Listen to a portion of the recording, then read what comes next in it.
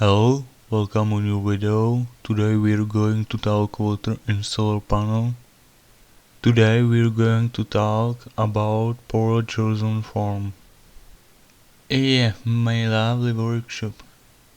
Here you can see the panel fill unfolded.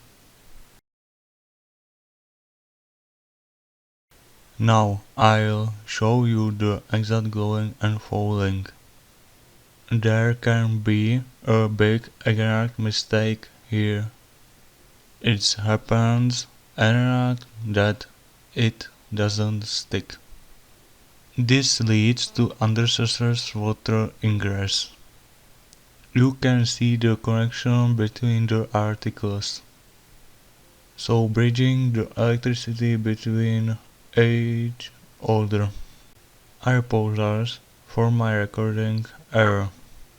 This is what is like when you sit back and look at how you got it wrong. I forgot it was good. I'll have to redo it.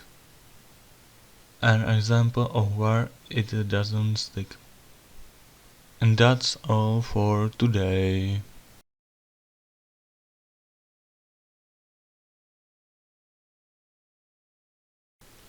That's all. Thank you for your attention. Thank you to my subscribers.